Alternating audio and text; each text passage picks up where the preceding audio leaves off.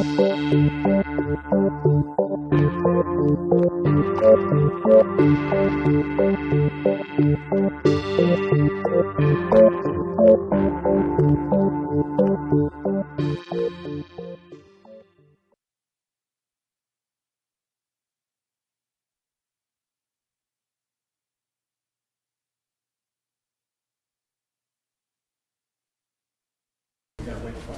could do that.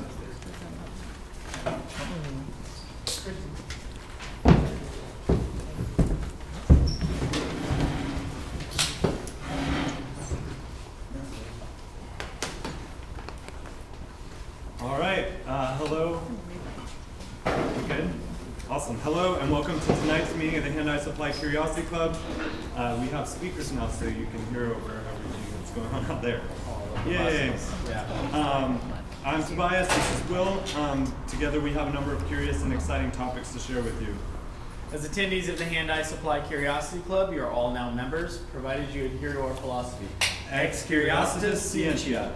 We pledge to learn without prejudice in pursuit of our mutual goal, perpetual noviceship. We admit that it is impossible to know everything about anything, and thus we remain perpetually curious and perpetually novice. This is our flag and mascot, Franklin. The lightning bolt represents the receipt of knowledge, the enlightenment of illumination, the resonance of truths understood. It awakens and excites us and makes us hungry for more.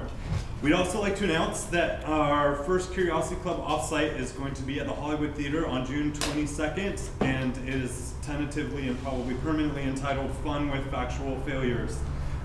First, we take over Hollywood Theater and try out an experimental new format. As our slogan goes, we admit that it's impossible to know everything about anything, and thus we remain perpetually curious and perpetually novice. Part of good noviceship is asking questions, and we're taking our questions to the stage.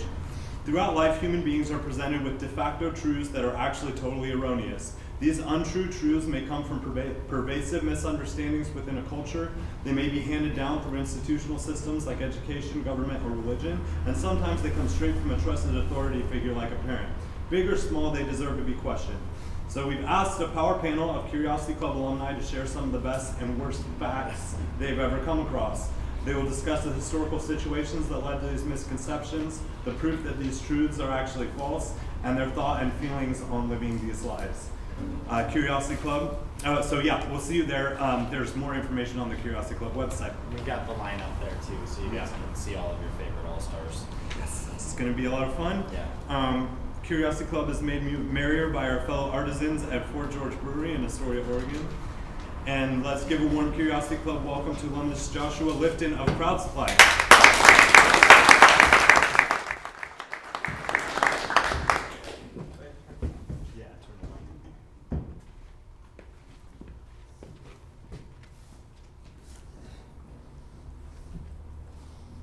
Hello. Can we turn it down? Oh, there we go. Great. Okay. Thanks for coming. I'm Josh Lifton. I'm the co-founder and CEO of Crowd Supply. I spoke last time about my own personal project called Stenosaurus, and that was November, I think. And today I'm going to talk about, again, a project of mine that I'm involved with anyway, Crowd Supply. This is what I do for a day job. And it's what I've been doing for, I guess, 2.5 years almost. So, this is a little bit different than my usual pitch. This is more about just product development in general. I'm calling it the Anarchist Organic Cookbook for Product Development. And we'll start by just exploring what food is, right? Food, these days you have no idea what it is, really, right? Back in the 70s, if it wasn't natural food, then you were part of the old school, and then if it wasn't organic food, you were part of the old school. Now, of course, you have to be biodynamic and sustainable and organic and natural and all of that. But really, from just looking at it, you have a hard time of telling really what's inside. And so that's why these movements began as a result of the industrialization of food, right? And this is going back decades, at least to the 50s, probably before, food preservation, how to make shelf life longer, how to make it taste good without spending a lot of money. And in fact, you can get degrees in this, in food science. The University of Idaho, where I grew up in the shadow of, has one of the top rated programs in that, and that's really just to make food cheaper, essentially, right, in some way or another. So the notion of organic and sustainable and biodynamic and whatnot came about as a reaction, consumers wanting to know more about what's really they're putting in their body. And so you went from kind of these outcast hippies who really cared about food to that ideology becoming the mainstream, and now you can go into Whole Foods or New Seasons, and that's the norm. So the same thing is happening with consumer products, and that's where Crowd Supply sits. Crowd Supply doesn't do food. For those of you who can't see this, it's such a high art sort of thing. It's a laptop. It's a little bit washed out, but the same thing is happening here, right? You buy a laptop today and you really have no idea what's inside. And you might not ever know, because today laptops, some of them you can't even open without breaking them. Whereas when they were first being made, when Wozniak made his first Apple I, it was a kit actually, right? And so you had to put it together. You had to know what was inside. You had to know intimately how things worked in order to get it to work. Right, and obviously that's not for everyone, and so things progressed, industrialization happened, and now we're at this stage where you can buy a laptop and have no idea what's inside of it, no hope of finding out what's inside, and even if you did break it to open up, you would probably be breaking a law as well, right? For example, the DMCA, the Digital Millennium Copyright Act. So in the same way, we're a little bit late. The consumer products movement is a little bit late compared to the food movement, but the same thing is happening, right? We're collectively taking things in our own hands, reasserting our rights as consumers and as individuals, both to know what's happening with our products, to actually own the products and not just how we use them, to really own our own privacy again, because products are becoming more invasive. They're not just us using them, it's us and the internet and large corporations and governments and people you don't want necessarily using the same product to invade your privacy. So Crowd Supply was formed with this as context. We are a curated product development platform. We crowdfund, we have a warehouse, we do deliveries, we sell things online. We do all of the things kind of around modern product development. And crowdfunding is certainly the centerpiece. So people come to us with new ideas. We help them and evaluate them. And if they're a good fit, then we end up launching them on Crowd Supply. These are some of the products that we've launched. And then we see if they raise their funds or not, very similar to Kickstarter and Indiegogo. And then we help them in that long transition, sometimes long transition from, okay, I have the money to now I'm shipping product and I have happy customers. We can get into all of that in more detail, and I really want this to be open for questions, because I know a lot of people in this room, especially in this room, are interested in product development, have their own idea, know somebody who's doing it, have backed something or had a good or bad experience with new products made in this fashion. So we have been around, like I said, for about 2.5 years. We've shipped all over the world, 70 plus countries, over 10,000 packages, and most of those are actually shipped out. The thing that I'm most proud of with the company is things actually do ship. So when a campaign, what we call a campaign or a project, gets funded, meaning we actually take people's money and give it to somebody else to go make this product, those products so far, fingers crossed, have a 100% delivery rate, meaning everybody who paid something gets something or is on track to get something. And that's in stark contrast to a lot of what you see out there in the news, partially because the news likes to pick on the bad points, but partially because it's the truth. So I'm going to go quickly through some of the things that we've we've launched on Crowd Supply. Many of them are local, many of them are international. It's a pretty good mix. But we'll just fly through that, keep questions, or just ask questions whenever you'd like, actually. But there'll be plenty of time at the end for questions as well. This is the Portland Press.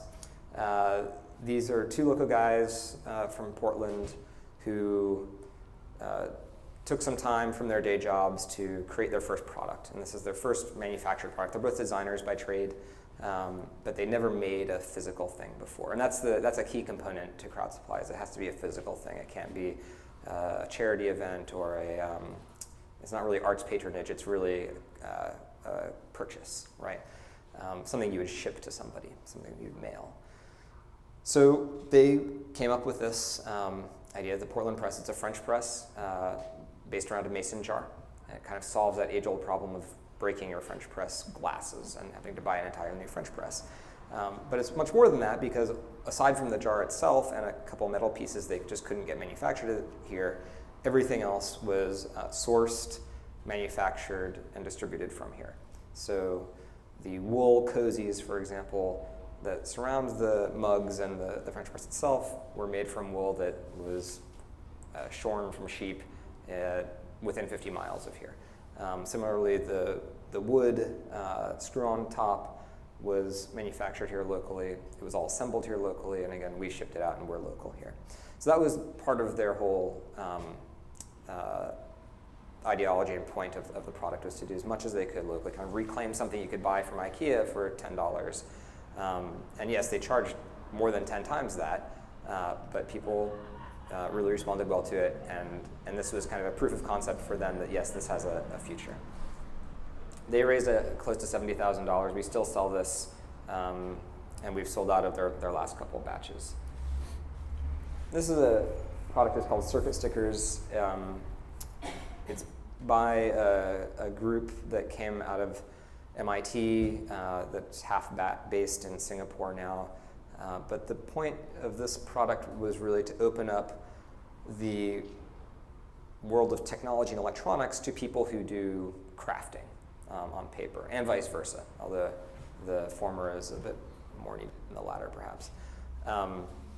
So these are stickers that you can peel off and stick to anything just like a normal sticker, but they have electronics on them. They're still flexible. And these electronics can interact by connecting wires or painting conductive ink or sewing conductive thread between them. And some of them light up and are lights. Others are sensors or processors. And you can make kind of these amazing, anything from a huge mural or kind of skin for a building to just a postcard, clothing. And people have responded really well to this. It's an educational technology tool in the STEM or STEAM realm, like the science, technology, engineering, arts, and math. These, I believe, this might be our top-selling product even, I'm not sure. But they've done probably close to $200,000 in sales. And this is their only product line. This is a local company, the Handful Bra, and this was one of the early proofs that I wasn't personally able to predict the outcomes of campaigns very well early on. And these ladies who made this, it's 4 women here in the Portland area, who all have, I think, different jobs in Nike or other businesses around town.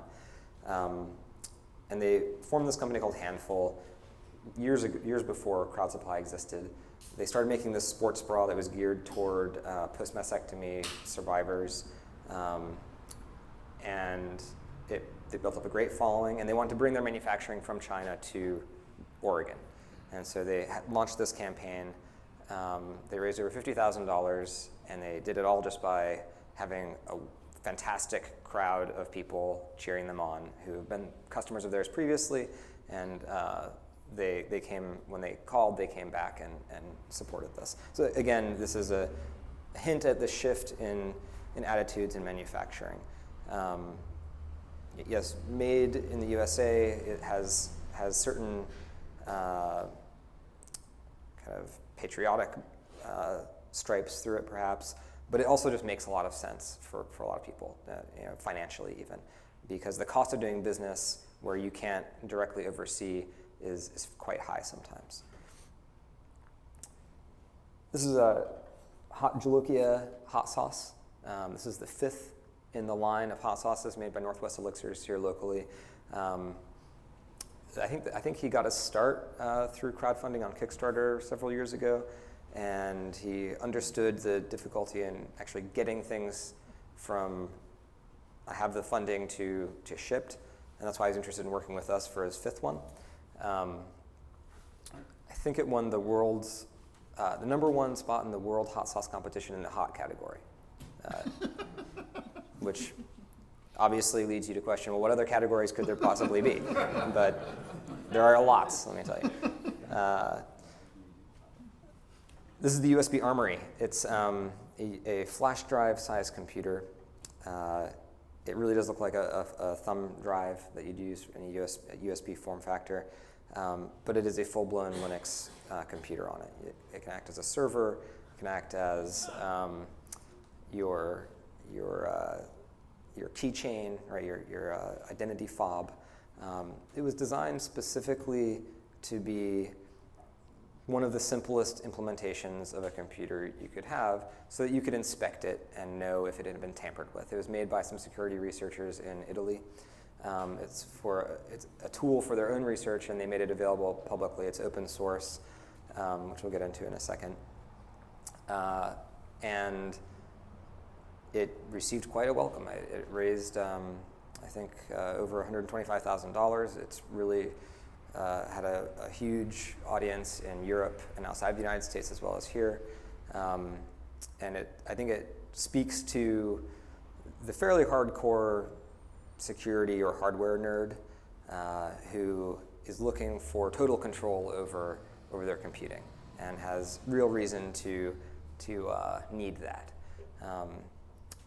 And this, in part, I think got a lot of attention because of what's happened. And almost exactly a year ago, Edward Snowden, of course, leaked through The Guardian all these documents about the NSA and the security apparatus which surrounds us. And so this, for some people, for the people who bought this, most of them, I think, already had a notion of what was going on there. And this just made them go around screaming, I was right, and not paranoid. Everyone else kind of woke up and took notice. And I think while they won't be buying something like this, they might be buying a consumerized version of this soon, right? And we'll talk a little bit about that later. This is a similar concept, but it's not around security. This is a laptop that was built from scratch. This goes back to what I was saying earlier about not knowing what's inside your laptop. And in fact, it was inspired by the original Apple computers because they came with schematics, and not just diagrams, but actual circuit schematics on how the signals traveled and which wires you could cut to do what, or jumper. So this was done by Bunny Huang, who is somewhat internet famous for being the first person to hack the Xbox and reverse engineer how the Xbox worked. And if you remember, that was just around the time, right after the time that the DMCA was passed, and so I believe, and so it could have technically been illegal for him to do that. I have to check my timings on that, but I think that's right. So he built this to kind of counter that, and as his own personal tool, right? He's a hardware hacker. He kind of spends most of his days either looking at an oscilloscope or computers. This is both in one and much more. It has an FPGA on it, which is similar to a high-powered computer processor, but it's reconfigurable at the hardware level. So you could make it a graphics card or a encryption engine or whatever you need an oscilloscope, and it would be just as good as buying the hardware nearly. So this is an amazing machine. You notice that when it opens, it reveals the insides behind it. So you can actually it's made for tinkering. You're supposed to get in there and play with it. In fact, you can't even order one without putting it together yourself. It's completely open source. The hardware schematics, down to the chip level as well as he could. Every chip on here, and there are are hundreds, you can get the data sheet, for example. And this is, you'd think, okay, well, of course you can get the data sheet because without a data sheet, I wouldn't be able to build such a thing. But in fact, most people can't get the data sheets for how their chips, individual chips work on their electronics anymore because they're all under NDA. It's trade secrets. They don't want anyone to get an upper hand or try to replicate the functionality.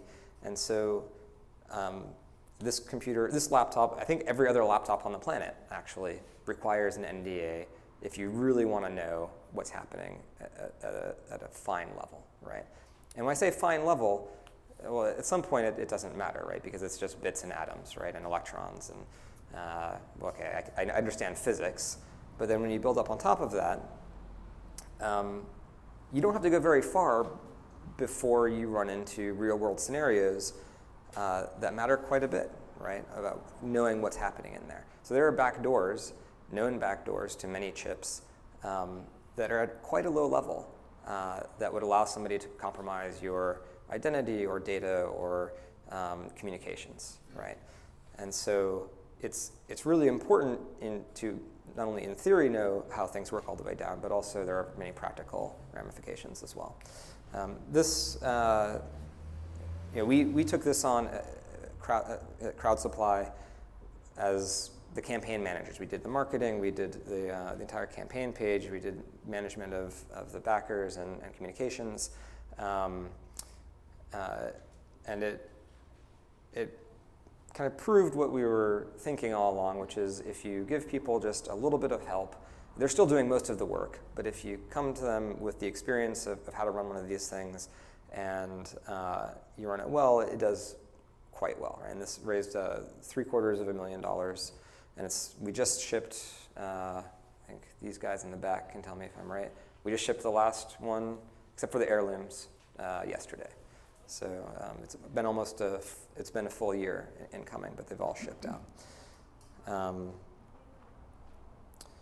this is a interesting graph. I don't expect you to be able to read the axes, but the vertical axis is funds raised, and the horizontal axis is time in, I think, weeks or days.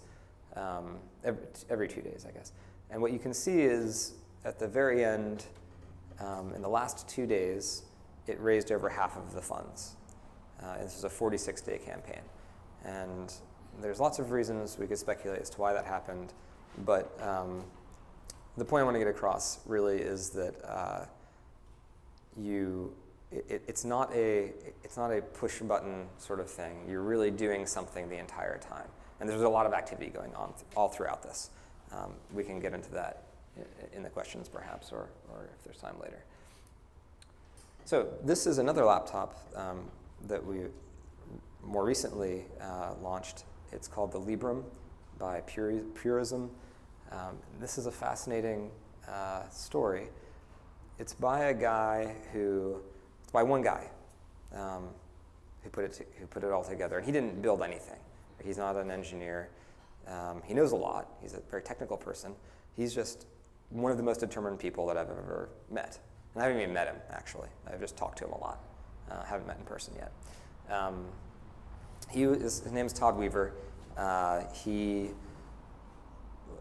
was previously known for trying to break the cable company monopoly on television broadcasts, and he got shut down by the courts. His story is that he didn't have enough money to fight it, and he would have won if he had, but who knows? But anyway, he kind of pieced together how to make a computer. He had the right connections, and he wanted to make a computer that could run open source software without any sort of hindrance. And not only that, but only open source software would be needed to run it, right? Which is kind of interesting. Not only open source, but actually Free Software Foundation endorsed open source. If you know who Richard Stallman is, the Free Software Foundation, they're near one extreme of the spectrum of thought here, and one of the more restrictive extremes. So that was his goal. It's not, he actually couldn't physically achieve that goal because of some of the chip level details I was talking about earlier, but he got really, really close, and his goal is to get there eventually by getting enough of a market share to actually affect change by convincing Intel or someone else that they should do this. But what he did, he took found somebody with a case, found some reference designs for motherboards, got a team of engineers to look at them and verify them. And when we went to market with a crowdfunding campaign to see if there were enough people to get the funds together to really do a minimum order quantity run. When I say minimum order quantity, the MOQ, that's the minimum number of things you need to make before a manufacturer will actually make it. Because a manufacturer won't just make one car or one laptop or one anything, typically. They want to make 1,000 or 10,000 or 100,000. And then they'll give you a good price for it that's not unreasonable for a consumer to buy. When we launched the campaign, it got a lot of good feedback and traction. People immediately started emailing saying, this is great, I love the idea, but I really need a HDMI port, or I really need a bigger, larger resolution screen, or higher capacity storage, or more RAM, or this or that or the other. And can you add some hardware switches to turn off the video and audio in case I'm really paranoid, which you should be. And so, to his credit, at first it looked like, oh, this is not the thing that people want, and which was true actually. People didn't want the thing that he presented, but to his credit, he was tenacious and answered every single email.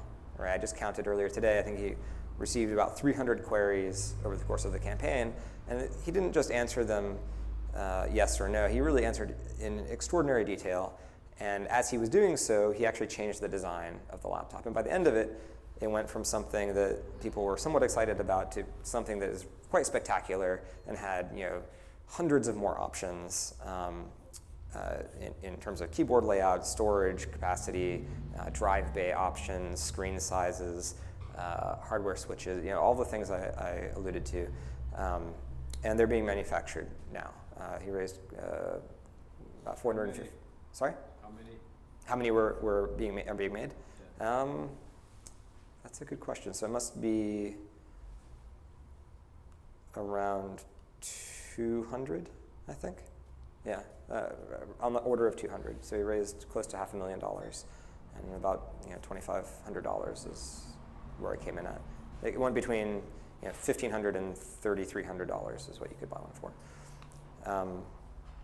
So this is being made now.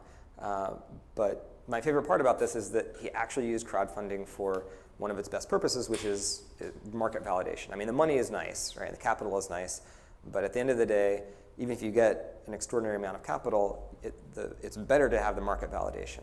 And that could be, yes, people want tons of these, or it could be, no, people only want a few of them. And then you don't waste your time or your capital or other resources pursuing something that you don't even know has draw to people.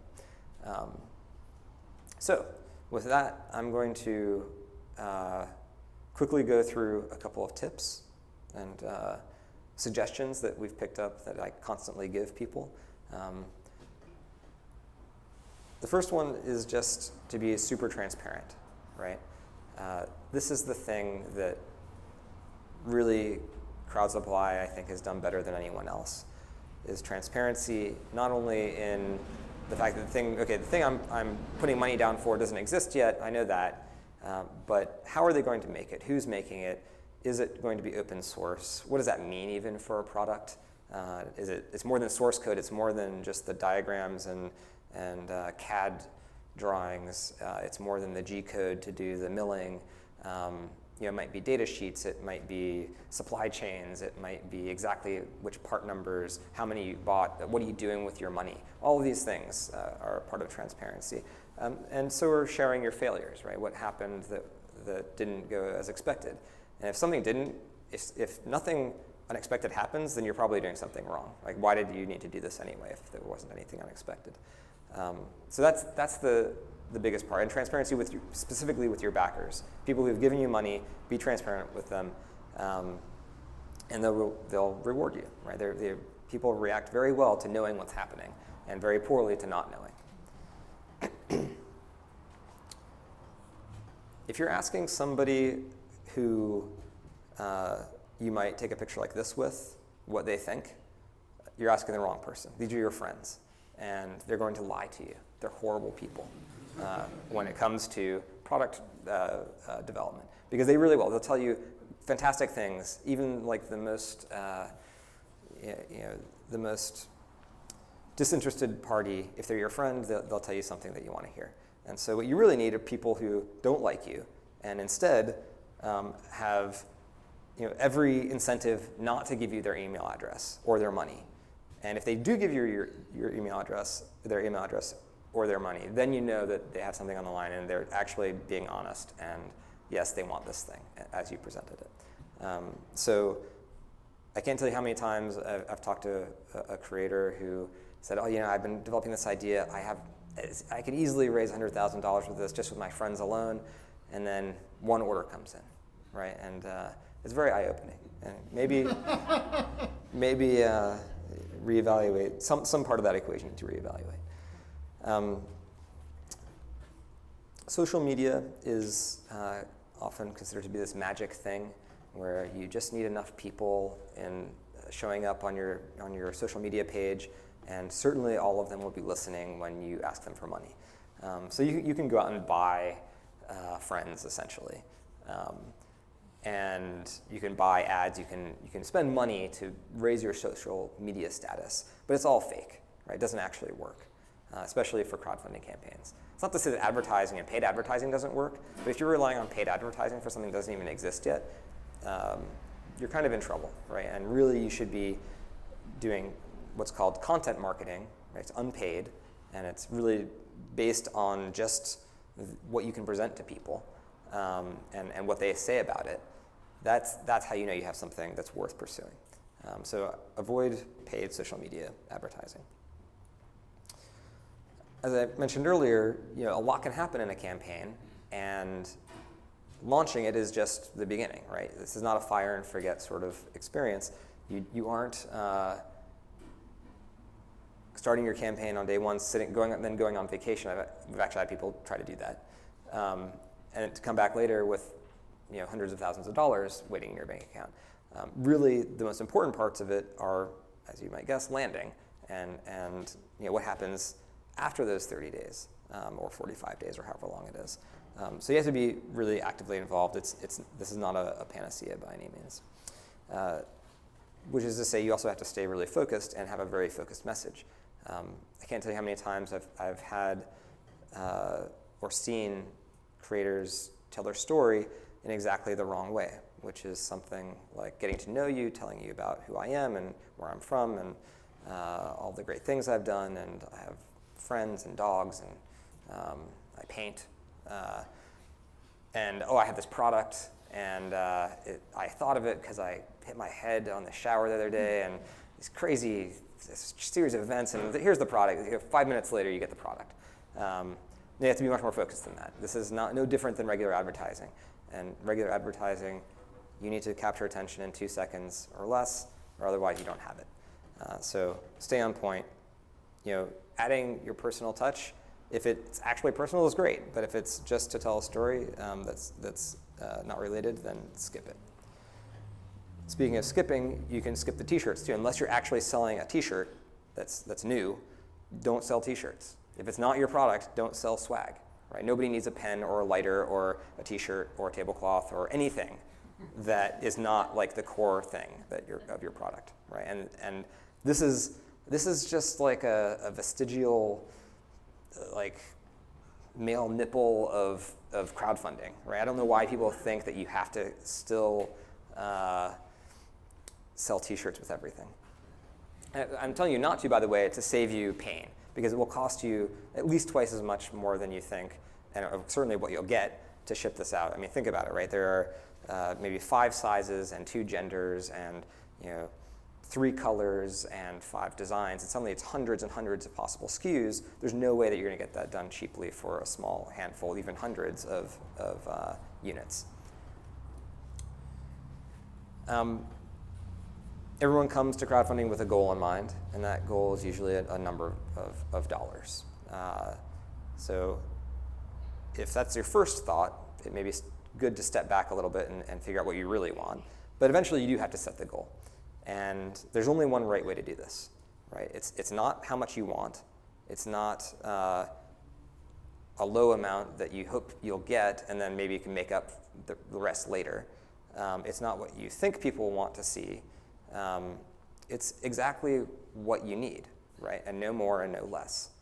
Doing anything else is a disadvantage to you, and it's disingenuous to the creators. Now, there's a lot that's in there, right? I mean, if I only get one order, well, am I really going to do this? If the answer is yes, then set your goal to whatever that one order would cost you.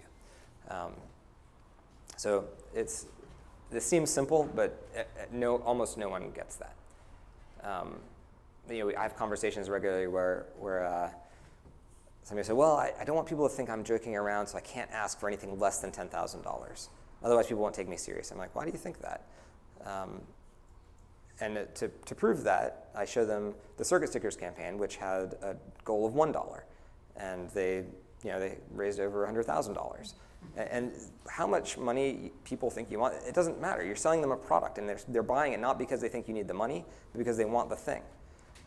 And hopefully because they like the story that you're telling.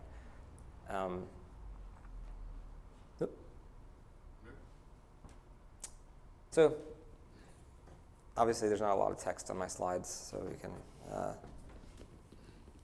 proceed. We're getting it over here already, so just... Okay.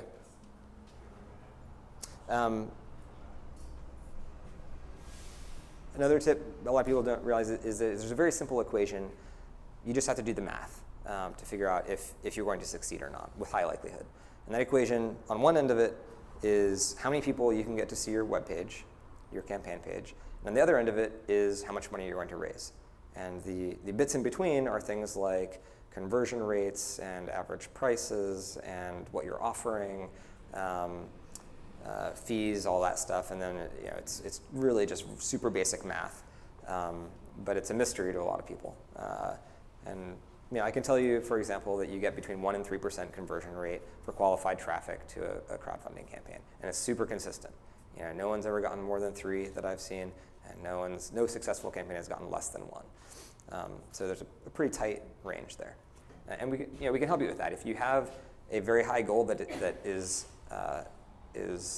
set and you can't change it, then we just have to change the other side of the equation to match, right? You just change how many people do I need to get this in front of, and then how do I do that? What's the plan? Or if you are unwilling if your goal is flexible, then you can fluctuate that, change that based on what you think you can do right now. How many people can I get this out to? How many people do I have signed up on my mailing list? How many people have been following my blog or whatever it is?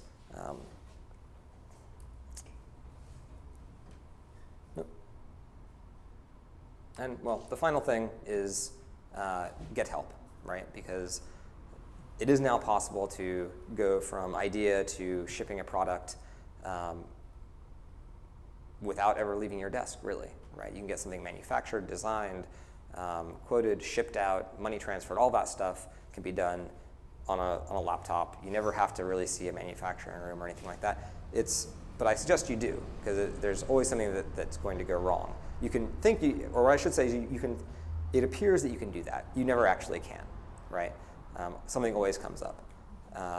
And it's good to have people on your side to help when that happens, whether that's your co-founders or an engineer friend or whatever it is. Bringing more people into the mix always helps. So that's gives you an idea of what crowd supply does. There's a lot we can go into, but I'm going to kind of open it up for discussion. I think that's where the most interesting stuff comes from. So yeah, thanks. What? Does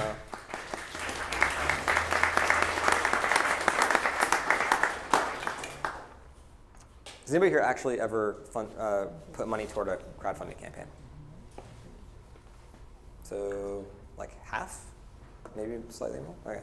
And how many people actually got the thing that they ordered? That's pretty good. And were you ordering a product, or was it like a fundraiser for a movie or something? Product? Yeah. Cool. Anyone want to share what they got or how it went? capes. An amazing cape. Amazing capes. It's handmade capes for kids that are really inventive. Awesome. And I don't remember where I stumbled on the first story, but the story was delightful.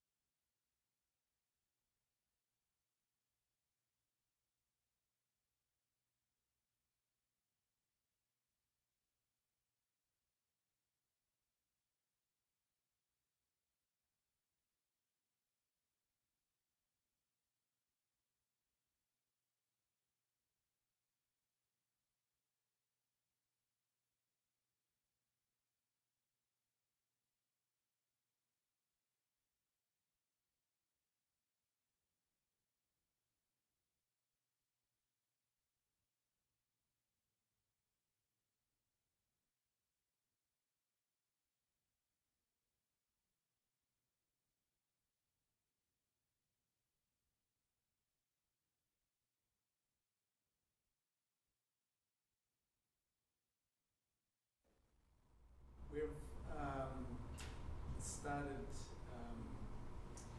designing and building furniture, and we have a very specific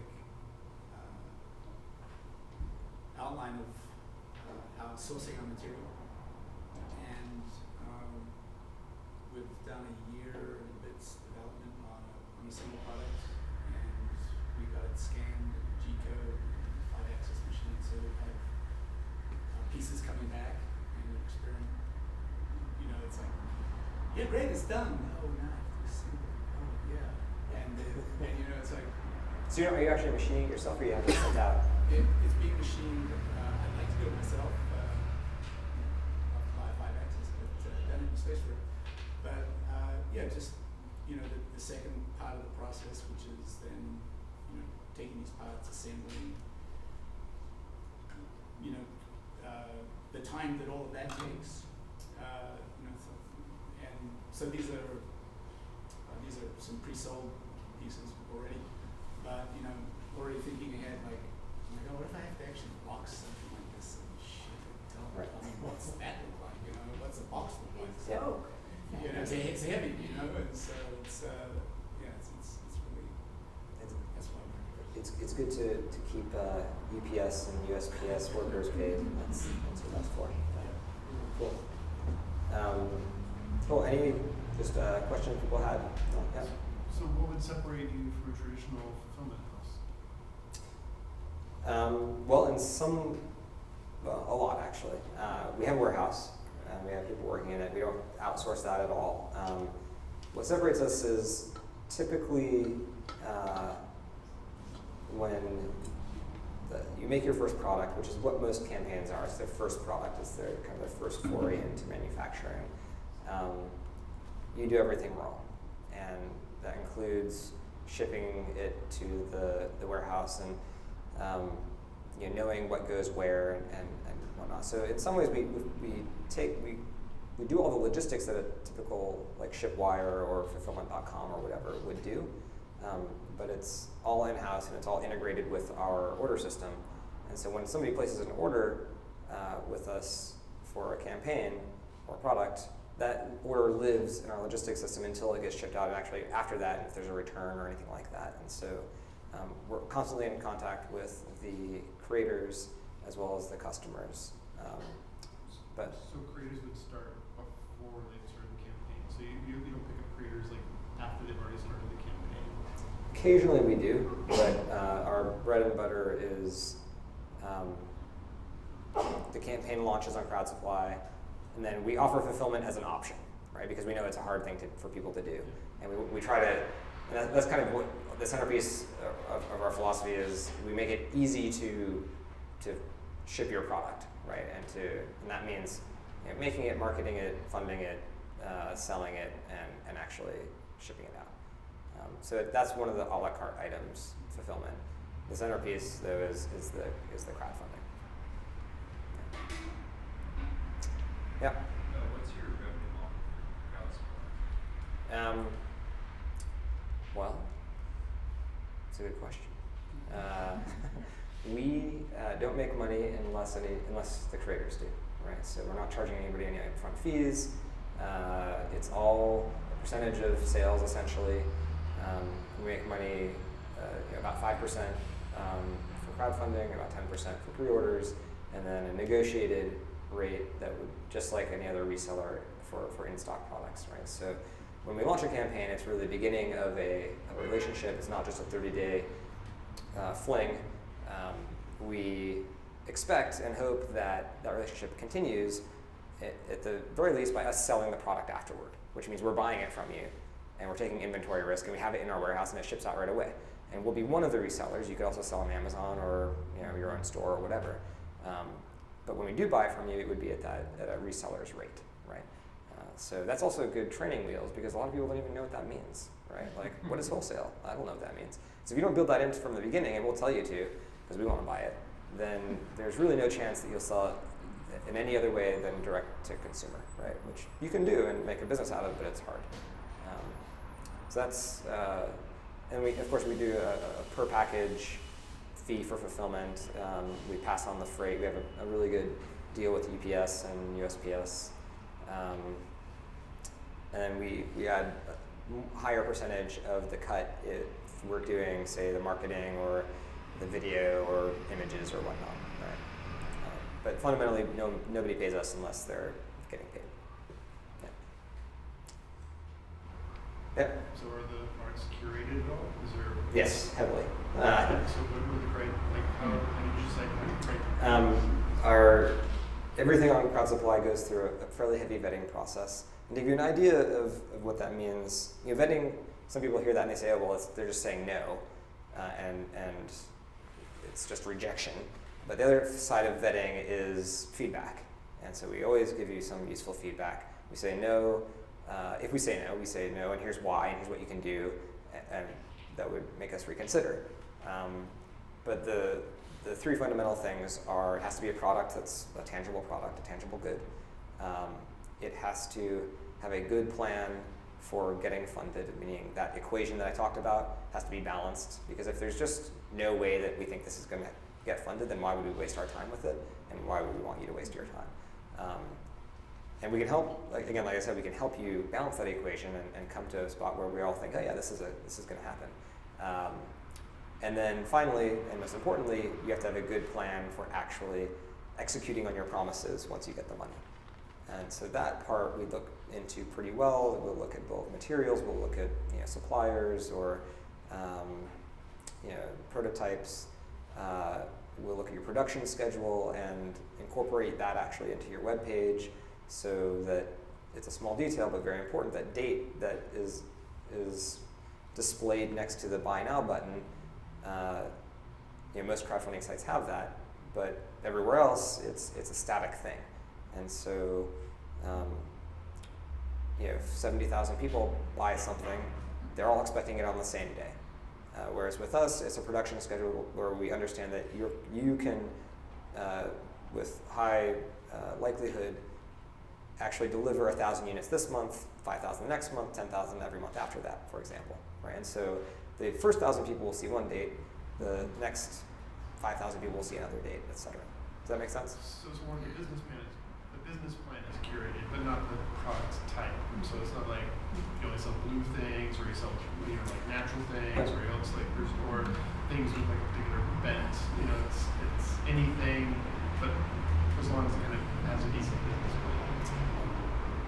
So far, yes. Now, the interesting thing is that there's been a self-selection process. And so we really only sell three types of things, three large types of things. And one of them is open source hardware, and that's where the vast majority of our revenue comes from, actually. So those laptops I was showing you and other similar devices. Another is educational technologies and goods. So the circuit stickers is a good example of that. And the third broad category is premium lifestyle goods. So something that you could get, almost anywhere, but this is just a fantastic version of it, right? So the Portland Press is a good example of that. We've done jackets and bicycles and things like that as well. Yeah. Cool. Yep.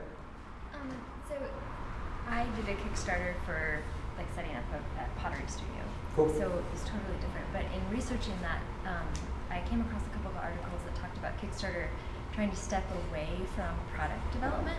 Has that influenced you guys? That's why we started. So the question Okay. was, in her researching for her Kickstarter campaign, which was for opening a pottery store, was it successful? A studio, yes. Studio. Yeah, Okay, yeah. cool, great, congratulations. Thanks. She discovered some articles describing Kickstarter stepping away from product development.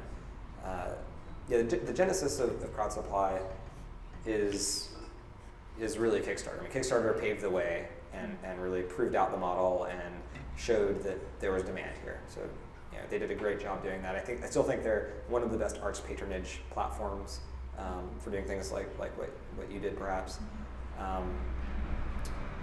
But for the longest time, I couldn't understand why they were really just backing off and not wanting to touch the product development space. Maybe it's a liability thing, or who knows what.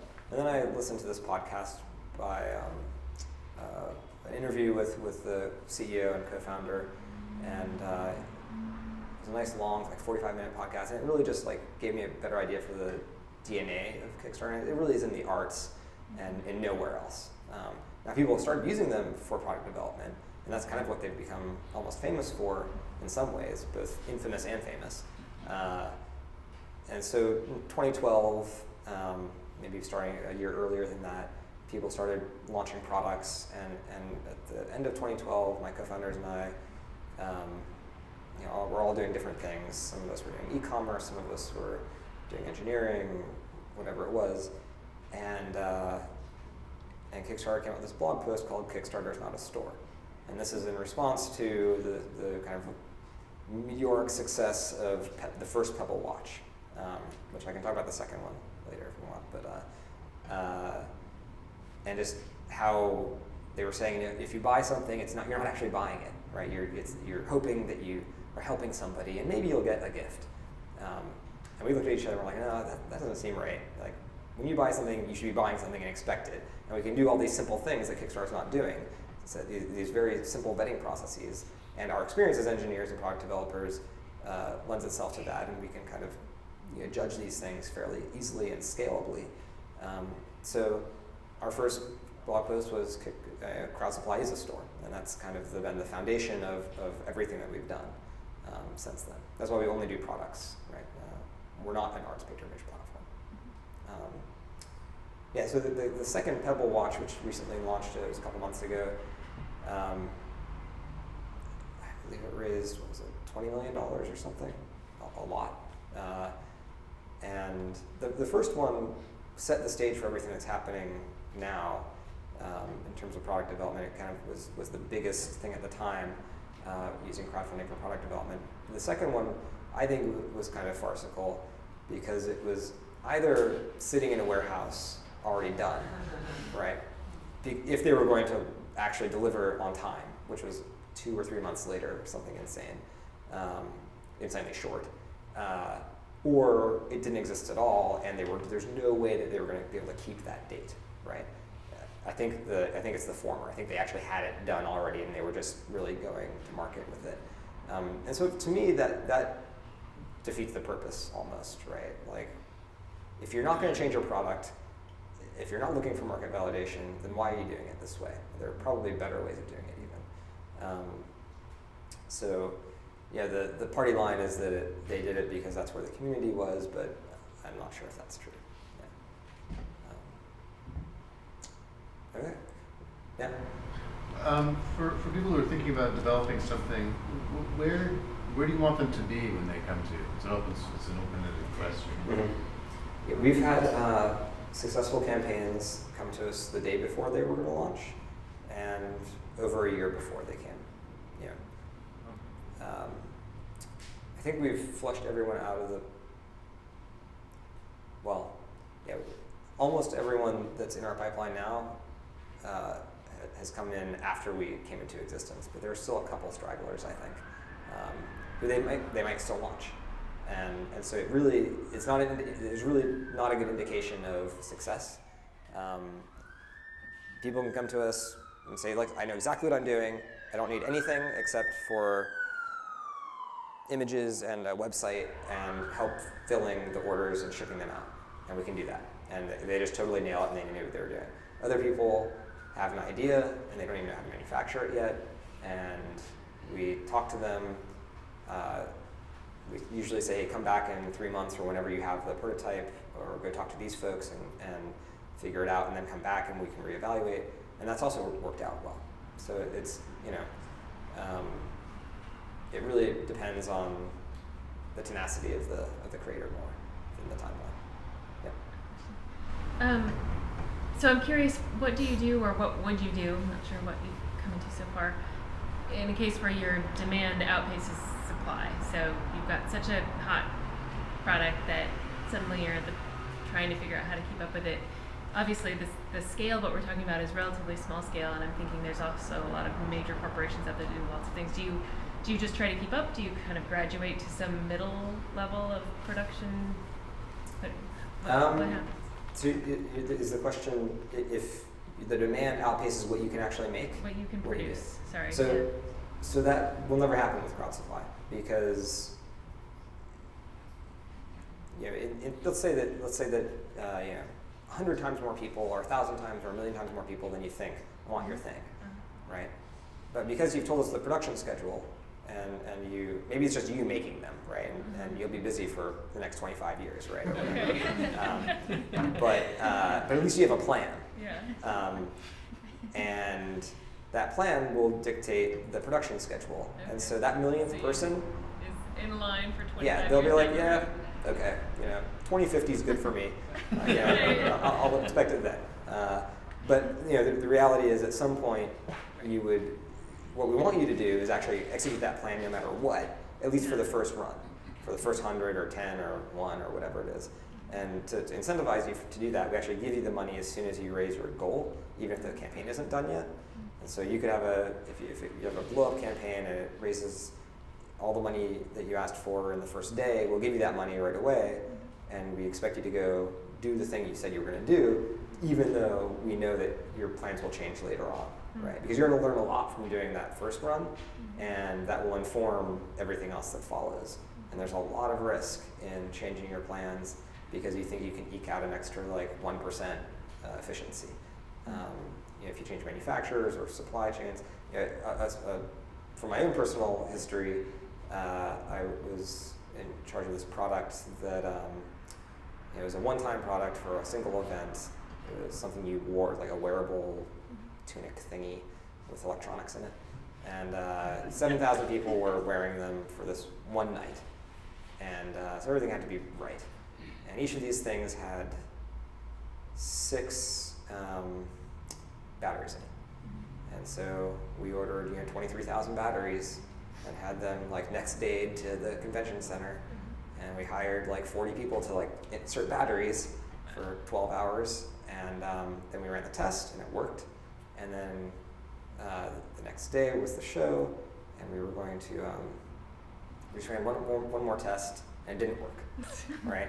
And we found out that the reason was because whoever ordered the batteries ordered ones that were literally 1 cent cheaper per unit, right?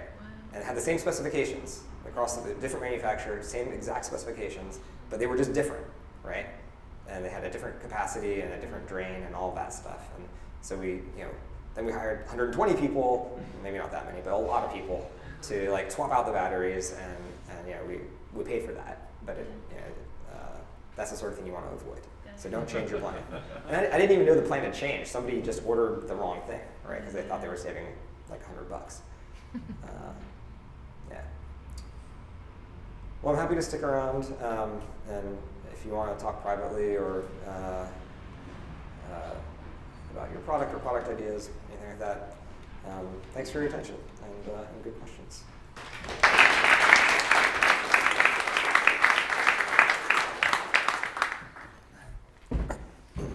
All right. Sorry for blasting everybody up there.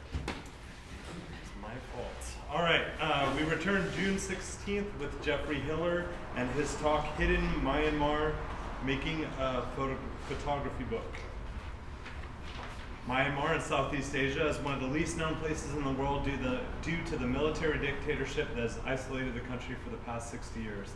Now that the government is making the transition to democracy, the veil is slowly lifting, as are travel and economic sanctions. In Daybreak in Myanmar, these images of a place once frozen in time are uniquely and timely. Missing some words. Photographer Jeffrey Hiller has been documenting the people of Burma since 1987 and has returned several times since the historic opening in 2011 to capture evidence of change. Not only images of rallies for Aung San Suu Kyi, but the anticipation, hope, and concerns of a nation forgotten by the world. Following his award-winning web documentary from 2000, Burma, Grace Under Pressure, Hiller recently published Daybreak in Myanmar. It includes over 170 color photographs and 6 interviews with 6 leading Burmese writers and political prisoners whose words add depth to the images, covering topics such as native spirits and Buddhism, being arrested for blogging, and growing up in an ethnic village on the border. Sounds really fascinating. Let's have another round of applause.